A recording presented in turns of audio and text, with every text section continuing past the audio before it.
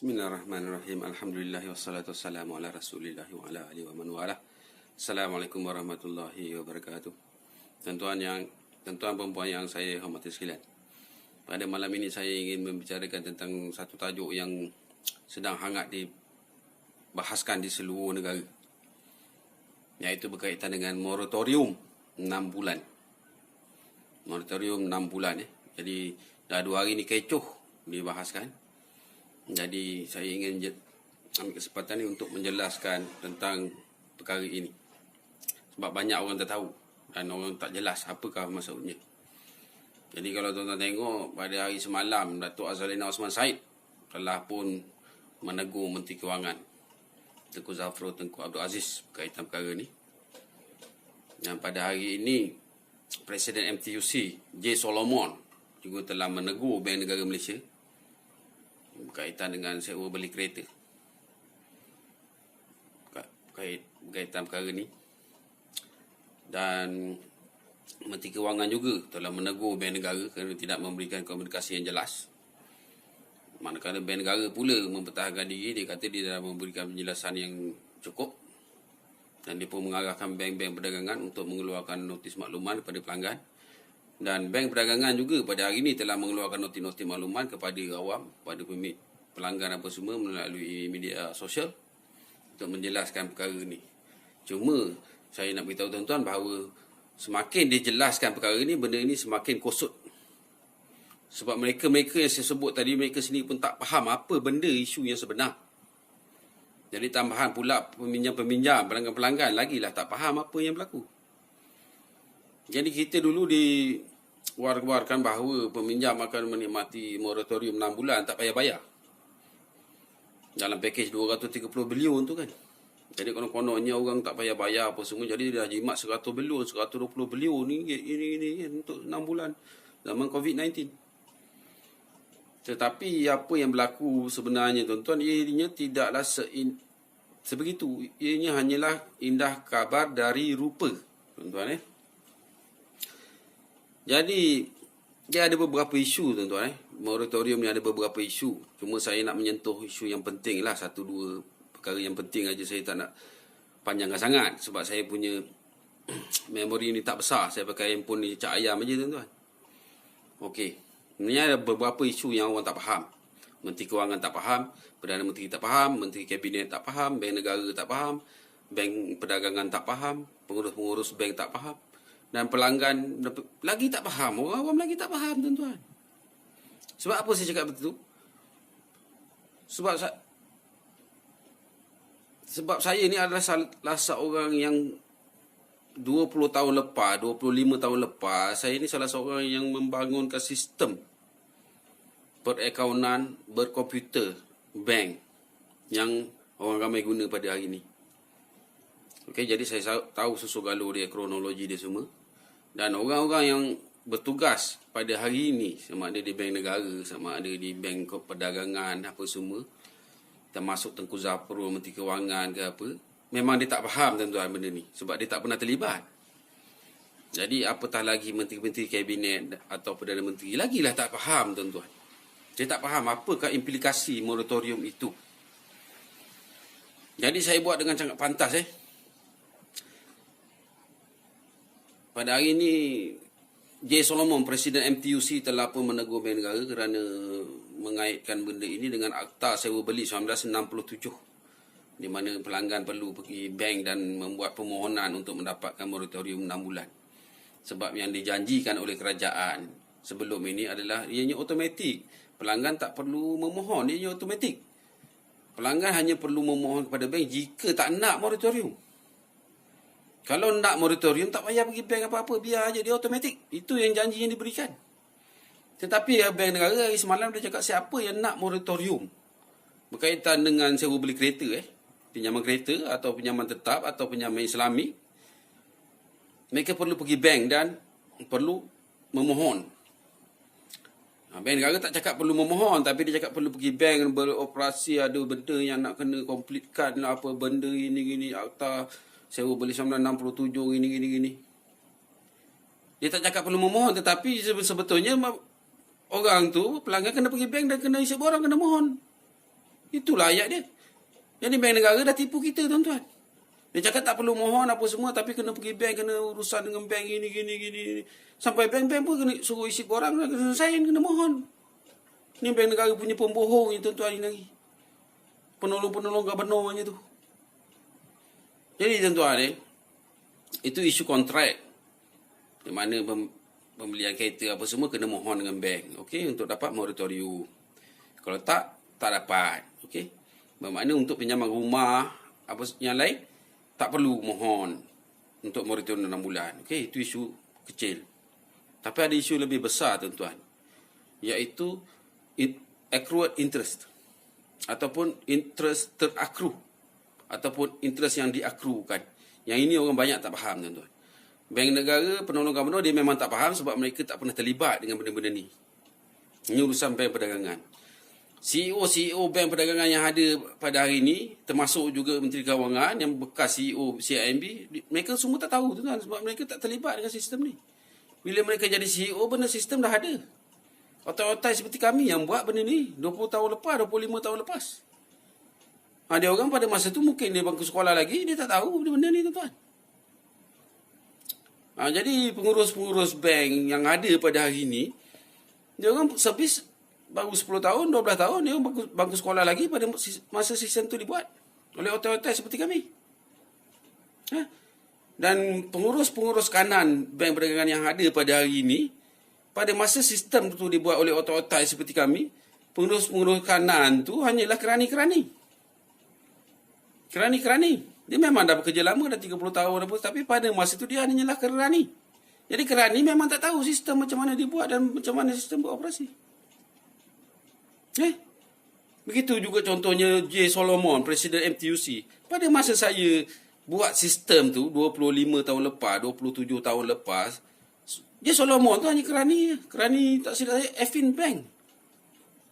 Dengan sebab dia kerani bank itulah dia dapat jadi Presiden NUBE, National Union of Bank Employees.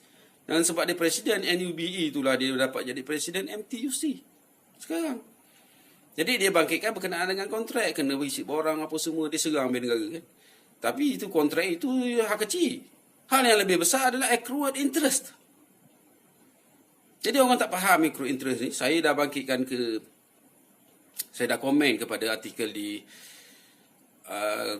Nikkei Asian Review. Nikkei Asian Review. Ini adalah majalah business review berpusat di Tokyo.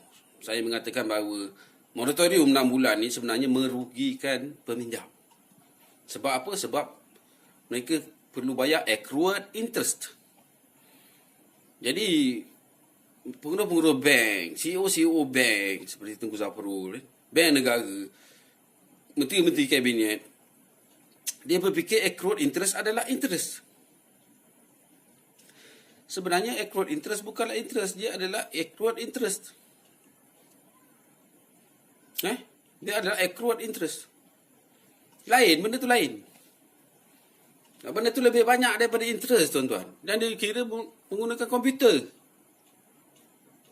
Okey, jadi ini yang orang tak faham. Kita momok-momokkan bahawa Makcik Kia akan jimat sebulan RM1,800. Sebab apa? Suami dia tak perlu bayar ansuran kereta di bank sebanyak RM600 sebulan selama 6 bulan. Jadi dekat kereta tu aja dia dah jimat RM3,600. Itu yang kita dia beritahu. Tetapi benda sebenarnya tak macam tu, tuan. Dia kena bayar accrued interest. Accrued interest tu bukannya interest. Dia bergantung kepada bila loan tu dibuat. Tahun bila. Kalau dah lama dibuat, dah banyak tahun, dah 8 tahun, accrued interest tu dah sikit, tuan-tuan. Tapi benda tu kalau baru 1 tahun, baru 1 tahun setengah dibuat, benda tu banyak, tuan-tuan. Dia boleh jadi serupa dengan 6 bulan ni, dia boleh jadi serupa dengan 6 kali ansuran atau 5 kali ansuran, tuan-tuan. Dan perlu dibayar selepuk pada bulan Oktober nanti. Perlu bayar sekaligus. Contoh dia accrued interest dia sebab kereta dia baru ambil baru 6 bulan contohnya, pinjaman 6 bulan atau 8 bulan. Dia punya accrued interest mungkin kita andaikan 5 bulan. Untuk yang 6 bulan ni, moratorium 6 bulan ni, accrued interest dia mungkin 5 bulan, tuan-tuan. Jadi campurkan dengan mula ansuran yang bulan 10 nanti, dia dah jadi 6 bulan. Pada bulan 10 nanti, mana dia kena bayar selepuk 6 bulan. Jadi kat mana ni Makcik Kia nak jimat sampai beribu-ribu ringgit ni tuan-tuan. Itu isu dia yang orang tak faham. Itu isu dia. Jadi sekarang kita tengok Datuk Azalina Osman Said telah pun menegur Menteri Kewangan Tengku Zafrul. Tengku Zafrul pun telah menegur Bank Negara cakap, kami tak salah, kami memang dari awal-awal dah beritahu accrued interest memang masuk. Dan sebab Bank Negara dah kena marah, Bank Negara pula marahkan Bank Perdagangan. Dia suruh keluarkan soal jawab FAQ kan, kepada pelanggan, pada awam. Dan Bank Perdagangan pun dah keluarkan FAQ. Tetapi FAQ tu tak menjawab. Sebab pelanggan nak tahu berapa dia kena bayar. Accrued interest tu berapa sebulan. Pada bulan 10 nanti berapa nak kena bayar. Orang nak tahu yang tu je. Tapi yang dia bagi tahu kena bayar accrued interest selepuk bulan 10. Tapi orang tak tahu berapa kena bayar. Sebab kalau contoh 1,000 orang tuan-tuan, 1,000 orang pinjam di bank, jumlah accrued interest dia dalam ringgit dan sen adalah 1,000 jumlah. Tak sama. 1,000 orang lain, semua amount dia selain, 1,000 amount. Kalau peminjam dia tu 100,000 orang yang meminjam di bank, kan? Ini bukan kereta saja, ini termasuk rumah tuan-tuan. Pinjaman rumah pun ada accrued interest kena bayar. Jadi kalau 100,000 orang meminjam di bank, membeli kereta, membeli rumah dan sebagainya, 100,000 lah kena bayar accrued interest, dan jumlahnya 100,000 amount berbeza-beza, tak sama tuan-tuan. Dia tengok bila loan dia buat, tahun berapa, amount berapa, untuk tenure berapa tahun. Benda dah berlaku, dah berlalu, dah bayar berapa, balance berapa. Ini computerized tuan-tuan. Jadi yang buat ini adalah otai-otai seperti saya, yang membangunkan sistem ni. Dan kebanyakan yang membangunkan sistem tu banyak dah bersara. Ada yang dah meninggal, ada yang belum meninggal tapi dah tak berapa sihat. Dan dalam ramai-ramai itu saya lah antara yang paling muda sekali. Dan saya dah tak berkhidmat lagi dengan bank, jadi saya boleh bercakap dengan tuan-tuan isu ni. Orang yang kerja bank dia tak tahu. Pengurus-pengurus bank yang ada sekarang dia tak tahu macam isu ni. Jadi macam mana dia nak cakap? Pengurus-pengurus kanan yang ada di bank pada hari ini, pada masa sistem tu kami buat, pengurus-pengurus kanan yang hari ini, mereka hanyalah kerani-kerani saja tuan-tuan. Jadi kerani-kerani dia memang tak tahu macam mana sistem ni diformulakan. Kan? Macam J. Solomon kan. Pada masa sistem tu dibuat, dia kerani bank. Jadi dia memang tak tahu berapa accrued interest. Kan? CEO bank yang ada pada hari ini, pada masa kami buat sistem dia, orang belum kerja bank lagi. Ada yang bangku sekolah lagi, belum kerja bank. Jadi penolong-penolong gubernur bank negara pula, dia memang tak terlibat dengan accrued interest ni. Dia buat kerja dia, menetapkan interest rate, menetapkan M3, apa semua, bekalan cash tunai dalam pasaran gini-gini. Dia isu dia. Dia tak tahu ni accrued interest ni. Jadi sehinggalah saya bangkitkan isu ni tuan-tuan di majalah Nikkei Asian Review. Lebih kurang 5 hari lepas Nikkei Asian Review. Saya ada komen di situ. Saya mengatakan bahawa moratorium 6 bulan ini akan merugikan peminjam kerana peminjam terpaksa membayar accrued interest. Jadi selepas itulah baru puak-puak ni semua tersentak tuan-tuan. Barulah Datuk Azalina Osman Said tegur Menteri Kewangan. Dan barulah menteri-menteri semua tersentak, dah tak tahu macam mana. Barulah Perdana Menteri tersentak, semua nak serang Menteri Kewangan. Menteri Kewangan pun tak tahu. Dia bukan background benda ni semua, consumer banking. Dia background investment banking. Dia memang tak tahu ni accrued interest ni tuan-tuan. Jadi Menteri Kewangan dia dah kena serang apa semua dengan Menteri Kabinet, dengan Azalina, apa semua serang dia. Dia serang Bank Negara. Bank Negara cakap kami memang awal-awal dah beritahu accrued interest kena bayar. Cuma Bank Negara dia pun tak tahu accrued interest tu dikira macam mana. Dia ingatkan accrued interest ada interest biasa setahun 6%. Jadi bayarlah 6% bagi 12 bulan. Jadi jatuh 0.5% sebulan. Kali 6 bulan baru ada 3%. Kalau installment 1,000 bayar 3%. 3% dikira macam tu. Itu bukan accrued interest. Sebab dia pun tak tahu apa itu accrued interest. Jadi ini tuan-tuan ibaratnya keputusan kerajaan ni indah khabar dari rupa satu. Kemudiannya ibarat dah banyak-banyak tangga terjatuh. Kan? Terjatuh dia empak pula tangga. Orang yang jatuh tu kena empak pula tangga. Tangga dah tombang empak dia. Dah kena empak tangga. Tercium pula tiap ayam punai tuan-tuan.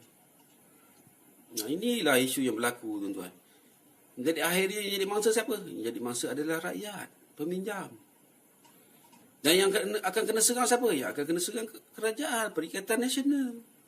Sebab membuat dasar tanpa due diligence. Tanpa menyelidiki lebih mendalam. Gopoh.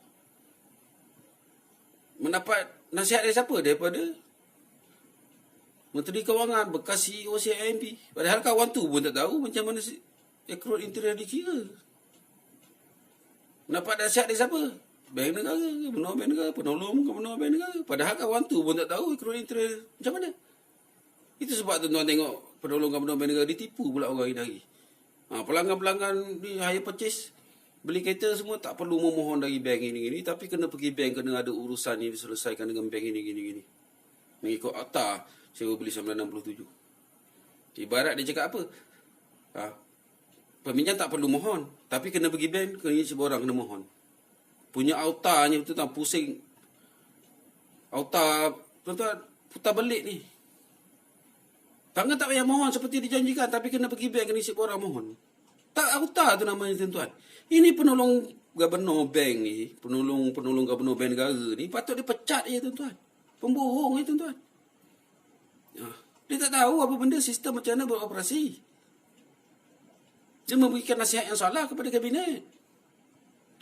Jadi saya nak ingatkan pelanggan-pelanggan bank semua, berhati-hati berhati-hati sebab anda akan diminta bayar accrued interest tu selepuk bulan 10.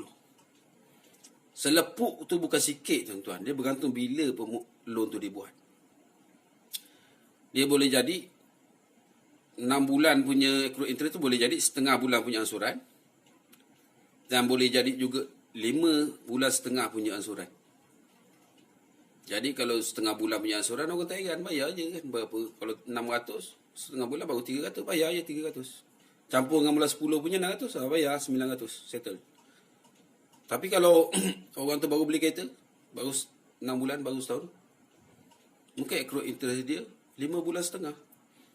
Jadi dia kena bayar pula yang Oktober punya ansuran, dari 1 bulan, jadi 6 bulan setengah. Bermakna pada bulan Oktober nanti dia kena bayar selepuk 6 bulan setengah. Itu dia tuan-tuan. Dan ini bukan berkaitan dengan kereta saja, ini berkaitan dengan rumah pun ada accrued interest, kena bayar sama juga benda tu. Jadi pengurus-pengurus bank sekarang dia sudah keluarkan FAQ pada orang Facebook dia. Dia keluarkan apa semua, dia blast kat Facebook lah, kat mana media sosial gini, Twitter lah, apa semua accrued interest gini. Padahal dia pengurus bank tu pun tak faham tuan. Pada masa sistem tu kami buat apa semua, dia orang tu masih sekolah rendah lagi. Pengurus-pengurus kanan bank yang ada pada hari ini, yang bekerja bank pada hari ini sebagai pengurus-pengurus kanan tu, pada masa sistem tu dibuat oleh otai-otai seperti kami ni, pengurus-pengurus kanan tu hanyalah kerani aja. Macam J. Solomon tu dulu. Jadi dia mana tahu ini sistem macam mana. Jadi ini antara perkara-perkara yang kita kena ambil berat, kan? Kita kena ambil berat. Dan saya rasa memang rakyat akan marah dengan kerajaan berkaitan perkara ni. Sebab yang dijanjikan yang indah-indah, tapi bila yang dapat yang buruk-buruk, kan? Orang tak bersedia.